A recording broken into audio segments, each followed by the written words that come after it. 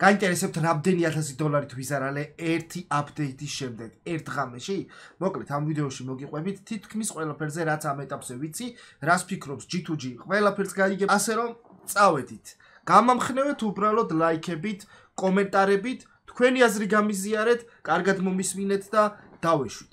რამოდენიმე დღის წინ CS:GO-net-ზე დავაგდე 4600 დოლარიანი Butterfly Gamma Doppler-ი, StatTrek-ი, Factory New. ძალიან ლამაზი, ძალიან მინდოდა და 4600 დოლარი ღირდა. მოდი ახლა ვნახოთ ჩინური პლატფორმა Buffy და რა ღირს ამ ეტაპზე. ვიც არცით, Buffy არის ყველაზე დიდი ჩინური საიტი, რომლის მიხედვითაც cash პრაისები დგინდება ხოლმე. ძირითადად გადამყიდველები, საიტები, აი ამ საიტის მიხედვით ადგენდნენ კურსს, იმიტომ რომ აქ არის ყველა მთელი მსოფლიოს ტრეიდერები გაერთიანებული. 4000 დოლარად იყიდებოდა Buffy-ზე. 4000 დოლარიდან პირველ დღეს დაეცა 2400 დოლარზე, შემდეგ 1700-ზე, შემდეგ 1151-ზე და ახლა ცოტათი იღდგეს თავს. თუმცა გაძვირდება თუ არა კვლავ იქამდე, სადაც იყო აქამდე, ამ ყველაფერზე მე ვიყავი მზად, იმიტომ რომ მე ვათვიცნობიერებ, რომ ეს არის თამაში და იმაზე მეტი რისკი არის, ვიდრე წესით ბიტკოინს აქვს. ბიტკოინსიც ძალიან დიდი დავარდნებია ხოლმე რა. რამოდენიმე დღის წინ, თუ ავსდები 10 დღის წინ, ბიტკოინში ძალიან დიდი გაპარსვა მოხდა ტრეიდერების და ამასთან კაუნტერის ინვესტიციები ზღვაში წვეთი არის რა. თუმცა ეს იმას არ ნიშნავს, რომ აქ რისკი არ არის, ძალიან დიდი რისკი არის. ანუ 1600 დოლარზე ჩამოვიდა 4000 დოლარია. ერთ ისტორიას მოგიყვებით, სხვათა შორის თემურ გვარაძე ამბობდა, რომ მე როდესაც არ ვიცოდი ამ ყველაფერსეო, ადრე 10 ცალი ქოვერტი ვიყიდეო, წითელი სკინიო და დანა უნდა დავკრავდოო და რომ დავაჭირეო, რომ ტრეიდაფი კონტრაქტში ჩავდო, არ ჩაიდო და მივხვდიო, რომ თურმე დანები არ იკრავდებაო. ეს დაახლოებით 8 წლის წინანდელი ამბავი არის და მას შემდეგ გავიდა დრო და დღეს ჩვენ მივიღეთ და სხვათა შორის რამოდენიმე საათის წინ მივწერე რომ ნახე აპდეიტი მეთქი, შენ რომ მოყევი ადრე ტრეიდაფები არ კეთდებოდა, ახლა უკვე შესაძლებელია მეთქი რა. თუმცა ეს საკმაოდ ტრაგიკული ისტორია არის ახლა უკვე, იმიტომ რომ როგორც ამბობენ, რამოდენიმე ტრეიდერმა თავი მოიკლა, ეს არ დასტურდება, ძალიან ბევრი გამინუსდა. კი, ეს ასე მოხდა. და ეს არის ძალიან ცუდი. თუმცა მეორე მხარე აქვს ამ ყველაფერს, რომ ის ადამიანები, ვისაც ყოველთვის უნდოდა ძალიან ლამაზი და მაგარი დანები, Steam Market Price-ზე მაღლა იყო. ანუ როგორც ვთქვით, Steam-ზე მხოლოდ 2000 დოლარი შეგიძლია რომ გქონდეს. და ეს Butterfly-ები, რომელიც 4000 დოლარი ღირდა, ხო? Steam-ის მარკეტს გარეთ იყიდებოდა სხვა საიტებზე. შესაბამისად, თუ იმხელა დროპი იქნება, რომ ყველამ Steam-ის მარკეტზე იყიდოს, ეს Valve-ს უფრო მეტად აწყობს. კი, თუმცა შენ დალოცვილო, გაზარდე 2000 დოლარი 10000-ზე და შენ ინტერესი თუ არის, რომ მარკეტზე შემოიტანო, მაშინ ეს ლიმიტი დაგეხმარება. ის ფაქტი, რომ ძალიან ბევრი დანები შემოიღეს, ეს ყველაფერი დამოკიდებული არის, ანუ გაიზარდა რა, სხვათა შორის დათვლებით და გამოანგარიშებით, მხოლოდ ეს ტრეიდაფების შემოღება ორჯერ გაზდის დანების რაოდენობას რა. ამის დეტალებში არ მინდა რომ ჩავიდე, მაგრამ ორჯერ გაიზრდება, მეტჯერ არა რა. რაც ეხლა გვაქვს, დანა იმაზე ორჯერ მეტი იქნება, თათმანები რაც გვაქვს, იმაზე ორჯერ მეტი იქნება. ყველაფერი წინ არის. ჩვენ დავკრავდეთ აი პირველი დანა ეს. რომელსაც ტრეიდი ეხსნება 30 ოქტომბერს.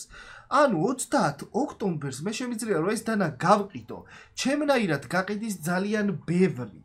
ხო, გაყიდის ძალიან ბევრი და ეს თანხებს უფრო დაბლა დააგდებს. დანების და თათმანების ფასები უფრო დაბლა წამოვა. კი ბატონო.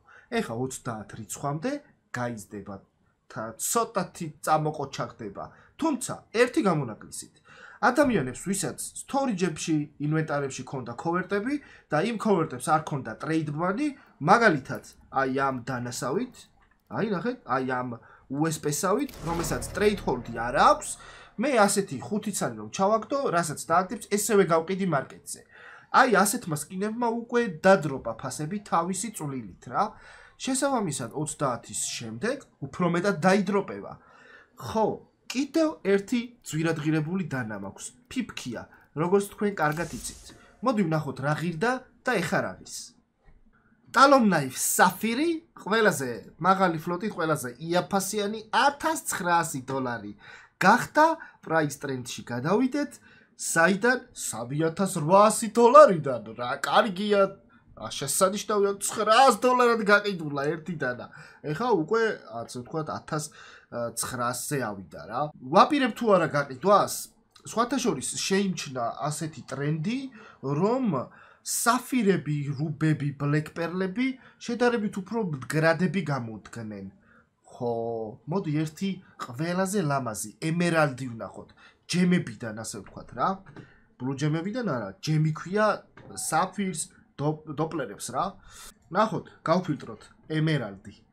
$11,000 ღირს ემერალდი. რა ჩემი ვიდეოებიდან ვისაც გახსოვთ რა ღირდა ხოლმე ემერალდი? $22,000 ღირდა. მოდი price ტრენდი ვნახოთ. და აუ რა ხელა დაცემა არის. $21,000-დან ჩამოვიდა $8,000-ზე. კი, ეს ზემოთ ადის, თუმცა მე მგონია რომ 30 რიცხვის შემდეგ ესენი უფრო გაიაფდება. ყიდი თუ არა ჩემ Talon Knife Sapphire-ს.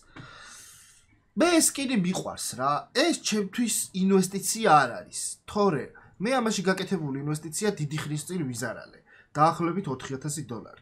ამას მიემატა კიდე $2,000, რომელიც ამაში ვიზარალე. ხო, რა ვიცი, მიღის, ამას ალბათ უფრო თავისი ისტორია აქვს რა. კიდევ რა მაქვს საინტერესო, საყვარელ. საყვარელზე გამახსენდა, მეგობრებო, ეს დანა. ერთი შეხედვით რომ საშინელება არის და მართლაც საშინელებაა.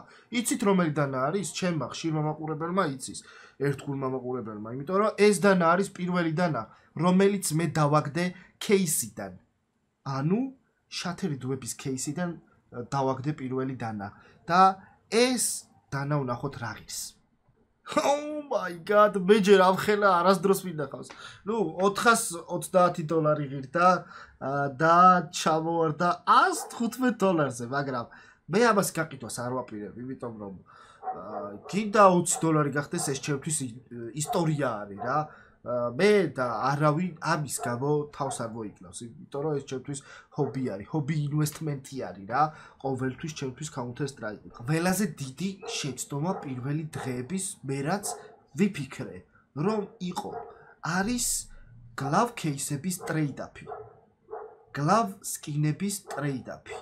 ანუ ჩვენ თუ პანდორების დაგდება გვინდა, minimal ვეარებით, როდესაც იკრაფტებოდა Factory New რაღაც სკინები, თათმანების შემთხვევაში არ გამოვა, იმიტომ რომ უდაბლესი ფლოტები გჭირდება. მოდი გაჩვენოთ.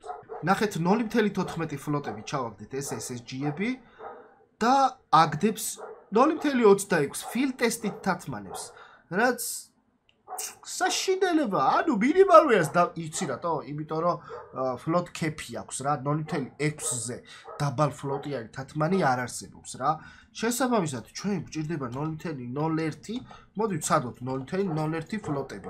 დავუშვათ რა. არა, Factory News ვერ ვკაჭავთ 0.01 ფლოტებით. ჩვენ გვჭირდება 0.01 ფლოტი? არა, არ გვიშველის 0.001. კი, 2 ცალის სკინი გვჭირდება 0.001, რომ Factory New გლავები დააგდოს. ეს საკმაოდ სიგიჟე არის და ძალიან ძვირი ღირს. ახლა ამ ეტაპზე მინიმალური არის $140 ღირს, როდესაც ეს სკინები ღირდა 3, 5, $10. 10 ჯერ, 15 ჯერ და 20 ჯერ გაიზარდა ამათი ფასები. რაც საშინელება არის ერთი შეხედვით. არა, საშინელება არ არის. როდესაც ფასი იზრდება, რამის ძალიან კარგი არის და თუ გქონდა კარგი ინვესტიცია, თუმცა აი როდესაც პანდორები გქონდა field test-ი და მე გახსოვთ minimal VR პანდორები რომ მქონდა, რომელიც $8,500-ად გავყიდე. თუ სწორად მახსოვს. თუმცა $14,000-საც მთავაზობდნენ. მე უბრალოდ ჭირდებოდა და უცებ მომიწია მისი გაყიდვა რა. გავყიდე, კარგად იყო ვითქო, მეთქი აბა კარგი ისტორია და ოდესმე იმედია დავითრევ თქო ახლიდან თქო. ახლა გაჩნდა ახალი შესაძლებლობა რომ მე ახალი პანდორები დავითრიო. Factory News ფასები და ასე შემდეგ დავათვალიეროთ. ხო, Factory News ფასი გვაინტერესებს, შევწვდებით თუ არა და იქონია თუ არა ამ ყველაფერმა რაიმე დაცემა, ნახეთ 42,000-ად გაიყიდა, როდესაც 70,000 იყიდა.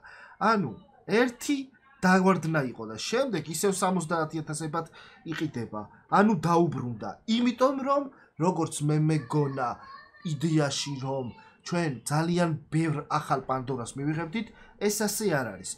მოდი შევამოწმოთ, მოდი ვნახოთ Factory-New, ახალი Factory-New დავარდა თუ არა. სავარაუდოდ არ დავარდებოდა. ნახოთ ეს სკინი Crafted. ერთი დღის წინ დავარდა კი 0.68. აი ძმებო, ჩვენ უკვე გვყავს ახალი Factory-New Pandora. აქამდე 25 წალი თუ 30 წალი იყო. აღარ მახსოვს. სულ ახალი Ruby Nomad-ი დაიკრავდა 18 წალი, Stiletto 16 წალი, Survival 16 წალი, ჯემებზე არის ლაპარაკი რა. Skeleton-ი 13, Talon-ი 12, Paracord-ი 11, Ursus-ი ასე შემდეგ. შემდეგ საფირები 20, 18, Black Pearl-ები 5, Emerald-ები 23, 20 და 18. არც თუ ისეთ დიდი რიცხვი არის, რაც დაიკრავდა. თუმცა მე ვფიქრობ, რომ დროთა განმავლობაში უფრო მეტი დაიკრავდა. მაგრამ ოდესმე და ეს ოდესმე სავარაუდოდ უფრო ადრე იქნება, ვიდრე ყველას გონია. მივალთ იმ კონდენციამდე, საიდანაც უკვე ფსკერი იქნება და აღმავლობა დაიწყება რა, იმიტომ რომ ეს მარკეტი დასტაბილურდება. ამ აპდეიტით Valve ცდილობს რომ სკინები თავის მარკეტზე დააბრუნოს და დაარტყას კოლექტორებს. ჩვენ Steam-ზე ბევრი აკაუნტი შეგვხვდება. ნახეთ, მე მეგობრებში მყავს ერთი ადამიანი, რომელიც 550 დანა აწერია ტიპს სახელად. ნახეთ, ანუ ამის ინვესტიცია რამდენით გაიაფებული არის დაახლოებით მე მგონი 40%-ით იზარალა ამ ადამიანს. ჩვენ შეგვიძლია რომ მარკეტ კაპიტალიზაცია ვნახოთ თვითონ სკინების, რომელიც იყო 6 მილიარდზე. ყველა დროის მაღალ მაჩვენებელზე და Valve-მ მოდი რითი გავზარდოთ, რითი გავაუმჯობესოთ ეს სიტუაცია და დაუტიროთ ყველას. გავაუმჯობესოთ ჭყალებში რა. და ახლა არის 3.7 მილიარდი მარკეტ კაპიტალიზაცია. ნახეთ, რაღაცებს მოუმატია, მაგრამ მაინც 7 დღის განმავლობაში არის საშინელი სიტუაცია. კი, რაღაცეებმა აღიდგინა ფასები, ბატერფლაიები ცოტათი ძვირდება. Dragon Lord-იც გაძვირებო. Dragon Lord-ის ტრეიდაპზე გეტყვით კიდევ რაღაცას. როგორც ადრე გახსოვთ, როდესაც 0.01 ფლოტებს ჩავყრიდით ტრეიდაპში, ჩვენ ვაგდებდით აუცილებლად 0.1/1000-ის ან უფრო ნაკლების ნივთს. აი ასე გამოიყურებოდა დაახლოებით Wild Lotus-ის ტრეიდაპი. მსგავსი იყო Dragon Lord-ი. ახლა კი რაღაცებია არეული და არ ვიცი ამ საიტის პრობლემაა თუ არა, თუმცა ტრეიდაპის შემდეგ ჩვენ უფრო მინიმალ ვეარს ვიღებთ, რაც საკმაოდ დიდი წაგება. ანუ 0.01 0.1 ფლოტის ფილერები გვჭირდება რა, შემავსებლები, რომ Factory-New-ზე გავიდეთ. არ ვიცი, ძმებო, რაღაცეები აქ არის არეული და სანავ ტრეიდაპებს გააკეთებთ, რა თქმა უნდა, ის უფრო ჩემს საყურადღებოდ არის, მაგრამ ყურადღებით იყავით. აპდეიტი, როგორც კი გამოვიდა, დილის 5 საათი იყო, სახში მოვედი და ესევე გავყიდე ჩვენი თათმანი Marble Fade Minimal Wear-ი, რომელიც სუფთა ფულით $1460 დამერიცხა. ახლა კი ეს Marble Fade-ის Steam-ზე ღირს თუ არ ვცდები $900. მას შემდეგ რაც ოდნავ აღიდგინა, $780. მას შემდეგ რაც ოდნავ აღიდგინა $362 გაიყიდა ერთი ცალი სკინი, რაც სიგიჟე არის რა. ხო, ამაში მოვიგე, თუმცა ამით მერე უკვე მე კონტენტი გავაკეთე, როგორც იცით, ჩემთვის თავარი კონტენტი არის. ამ ყველაფერს სიგიჟეებს, ინვესტიციებს, ოპენინგებს, იმიტომ ვაკეთებ, რომ თქვენ გაგისწოროთ, იმიტომ რომ მაგარი ემოციებია, მაგარი ღატაობა არის, მაგრა დასწორებს, როდესაც G2G იტანჯება, უხარია, ყველაზე მაგარი ემოციებია ჩემ სტრიმებზე და ოპენინგების ვიდეოებში და ტრეიდაპებში. როგორც იცით, ეს საფირი და Ruby მქონდა და გავყიდე. Ruby გავყიდე $900. აი, Ruby გავყიდე $739. ცოტა ძვირადაც შეიძლებოდა ამის გაყიდვა რა, თუმცა რაღაცნაირად მე მჯერა რომ ამეების ფასები დაიკლებს. საფირისაც ვყიდი რა. ეს მე მაგალითად რუბი ვიყიდე $1200 თუ არ ვცდები რა. და საფირი ვიყიდე $1000 რა. შესაბამისად ამდენი მაქვს წაგება რა, სადღაც $400 ერთში და $600 მეორეში. კონტენტი დამრჩა. მე კონტენტი ვრჩება რა. ეგ არის. აი გასწორებ. ეს დანა თამაშდება, რომელიც რა ვიცი რა ღირს. ეს დანა თამაშდება და შეგიძლიათ რომ ჩაერთოთ გათამაშებაში. წინა ვიდეოები გაჩეკეთ. ასევე ამეებით გავაკეთებ ტრეიდ-აფებს, ვიდეოებს მოვხოდავ. ამებზე შემეცვალა აზრი, იმიტომ რომ როგორც ხედავთ, Factory New აღარ იკრაფტება პანდორები, მაგრამ Filtested იკრაფტება და Filtested $4000 იქის ამ ეტაპზე და არ არის ცუდი, თუმცა რაღაცნაირად ვეცდები რომ იქნებ Factory New გამიჭირდება, ხო. Star Trek-ი თათმანების სკინებით არ იკრაფტება თათმანები, ეგ გაითვალისწინეთ, არ იყიდოთ, აი მაგალითად ამითი გაჩვენოთ. აი, აქ ხო არის use trade-up contract რა. აი, ამას არ აქვს. იმიტომ რომ ამას თათმანები იკრაფტება და იმით დანაძი. თათმანი და Star Trek-ი არ არსებობს. მაგაზეც იყო შეცდომები და ვიღაცეები ყიდულობდნენ. მე ამის გაკიდვას ვაპირებდი, როგორც კი გამოვიდოდა trade hold-ი, როგორც კი მოეხსნებოდა და ველოდები კვლავ შევხედავ, ცოტა თუ აღიდგინა უფრო დიდი ალბათობით გავყიდი და ამ ფულით მე უკვე ინვესტიციებს გავაკეთებ, იმიტომ რომ ჯერა რომ ერთი კვირის მერე უფრო დაბალი ფასი იქნება, რა ვქნა ჯერა და ეს ვიდეო მინდოდა რომ გამოსულიყო ძალიან კარგი, ძალიან ასეთი გულწრფელი, ძალიან ჩემი აზრები გამეზიარებინა თქვენთვის. თქვენ უნდა გადახარშოთ ახლა ეს აზრები, დაალაგოთ და თქვენ თვითონ მიიღოთ გადაწყვეტილებები რა. იმიტომ რომ მე თქვენ ვერ გირჩევთ ეს კინი გაყიდოთ, იყიდოთ. კომენტარებში შეგიძლიათ დამიწეროთ ნებისმიერ თემა, რომ თუ რაიმეს მეთანხმებით ან სხვანაირად ვფიქრობთ, ან რაიმე ახალი თემა თუ იცით და მოკლედ მითხარით. კიდევ ერთ რაღაცას აღვნიშნავ რა. Valve ცდილობს რომ რაც შეიძლება კარგი გარემო შექმნას თავის ეკოსისტემაში რა. ანუ დაურხიოს манипуляტორებს, რომლებიც ძირითადად ჩინეთიდან არიან და ჩინეთის ბაფზე საშინელი დროპებია ევროპული მაღაზიებისგან განსხვავებით, ევროპული საიტებისგან განსხვავებით, დაახლოებით 20% მაინც სხვანაირი ფასი არის, ბაფზე უფრო დაბალია, ვიდრე ჩვეულებრივზე რა. ბაფზე კიდე ჩვენ ვერ ვიყიდით, იმიტომ რომ ჩინური კარტა გვჭირდება რა. ხო,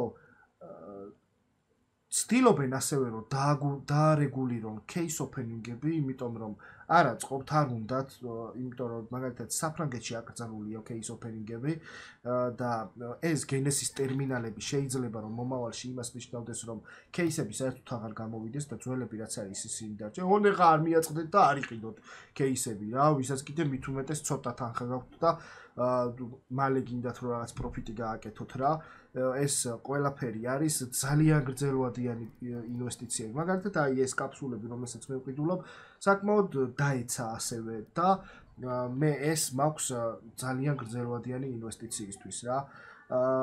შესაძლებელია რომ ეს დანები რაღაცები, ასევე დაილექა Armory Pass-ში bid სისტემები. შესაძლებელია რომ რაღაც აუქციონები გააკეთონ Armory Pass-ში დანებზე, ანუ უბრალოდ დანა გამოვიდეს და დანის ყიდვა შეგეძლოს როგორც Valorant-ში არის Armory Pass-ში.